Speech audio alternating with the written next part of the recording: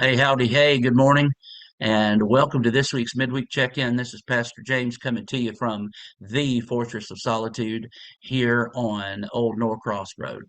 First things first, I hope everyone had a nice All Hallows Eve or Halloween. Carol and I had a handful of trunk-or-treaters over at the house on Faversham, and we enjoyed the classic. It's a great pumpkin, Charlie Brown, and she made her way through about half of Prisoner of Azkaban, the third Harry Potter movie based on the third Harry Potter book. And she's just enjoying that. And I'm trying to fill in some blanks for her without issuing any major spoilers for what's to come, and that is difficult if you've read those books or seen those movies. But we're charging right along.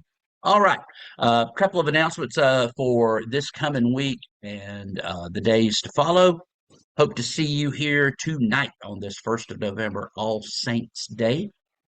We will have our regularly scheduled programming, 5:15, brown bag dinner and fellowship time, followed by our Bible study, the last lesson in our Bible study uh, that we've been doing this fall.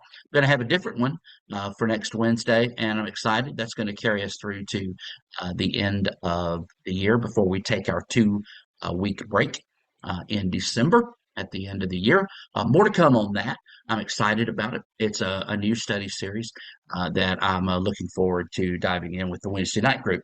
That 6 o'clock Bible study is available either here in person on Old Norcross or via Zoom. And then, of course, our choir will practice tonight, though the choir will not be singing this Sunday.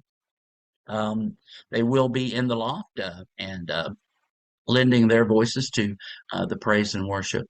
And we are going to be working extra hard tonight on preparing Christmas, which is coming up very soon. December 10 is the date for the Christmas cantata. All right. Tomorrow, Thursday morning theology with James will not meet. I will be heading down to West Point, to Point University, for a preaching seminar, and a joy that I will be able also to share lunch with uh, doctors, doctors Byron and Katie Cartwright. Uh, they were my music instructors at when I was at Point University. It was Atlanta Christian College then, and I developed a very close bond with both of them. And actually, if you look on my ordination certificate here in the office, Dr. Cartwright's name is the very first one, and that's a touching thing. His is first, and Y. Huxford's is last. So it's always a great remembrance to look up and see all of the names on that certificate. But it's a big thrill, and so I'm looking forward to having lunch with them and just getting to see them again for the first time in a long time. So I pray for travel mercies tomorrow as I travel back and forth down these interstates. This Sunday, it is so very important for you, unless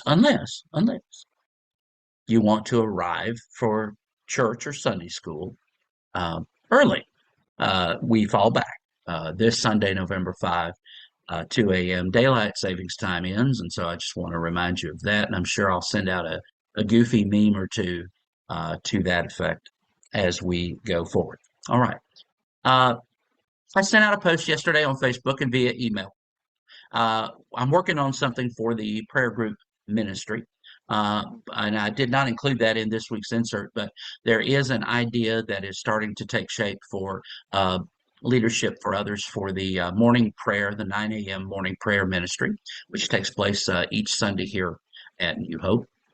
Um, for the other one, though, I have included in this week's insert uh, an invitation to anyone who would like to join Carol Hansen and I in rotating to provide juice, milk, pastries, coffee for the Sunday morning group that meets between, it's just a fellowship group for those who come to morning prayer and those who come for Sunday school. We get together in the small fellowship hall. Not everyone who comes that early attends, but the opportunity is there for you to grab some coffee and maybe a pastry, maybe some fruit. It's something that I wanted to do uh, a few months ago. And something I wanted to do, something nice I wished to do for the church. And Carol and I talked about it, as I mentioned in the article. And so she and I have been uh, funding this project, um, and going each week, we'll take a week, each one of us, and provide that. And so, just an open invitation for anyone that would like to assist us with that. If not, we'll keep on keeping on, and we'll of course become part of any rotation that happens to come up. This is not occasioned by the fact of the cost for me. It's just an open opportunity for someone who has this gift of hospitality, who wishes to share it. Uh, During the early morning, some of the stipulations, I mean, if you want to call them stipulations, would be that you need to be here early enough to make the coffee.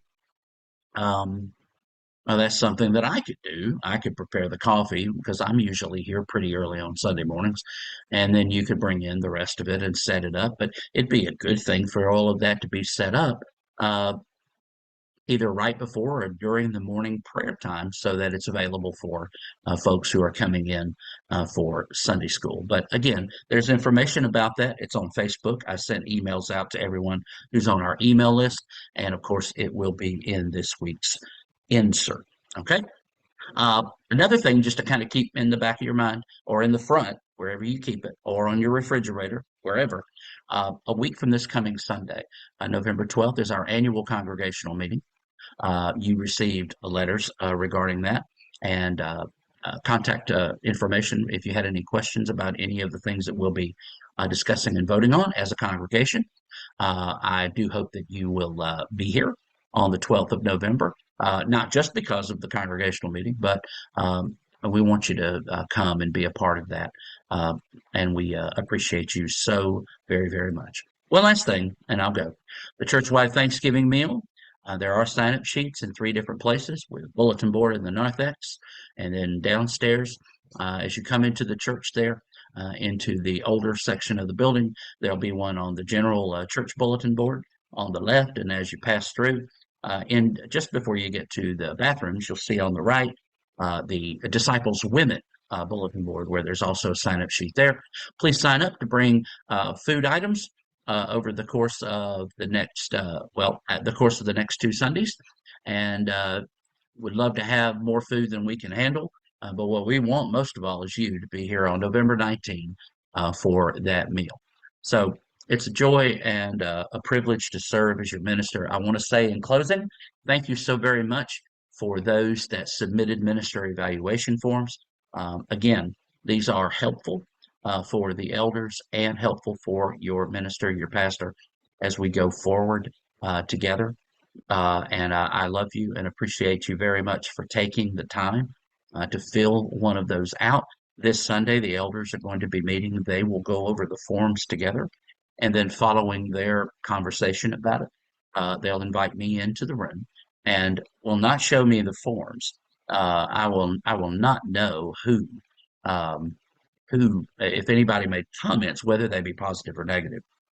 I will not know who says this, but what is done is all of the questions are tabulated, and then any comments that are given are typed into a document. I'll know who typed the document, but I will not know who made the comments. Again, whether they be good or bad. But we appreciate very much your willingness to participate in this, and I love you, and we're going into the most wonderful, wonderful time of the year as we enter the final few weeks of this Christian year, leading into the first Sunday of Advent, which will be upon us. That's December 3rd. We'll have Advent devotionals. Oh, I could just go on and on and on about the wonderful things that are coming up here at the end of the year. I'm praying for you, and I love you. And final note, prayer request update. Teresa Schilling, I had mentioned that she was going home yesterday. Uh, it took a little bit longer than she was hoping, but last night at around 8 o'clock, I got messages from Gordy and Teresa that she had indeed been discharged. She's going to follow up. She doesn't know when for a biopsy. And then, of course, the wait for the results on that. So please continue to keep Teresa, the medical team, and Gordy and Amanda in your prayers. All right. God bless you. Hope to see you here around on Old Norcross. You're always in my heart, and I thank God for you.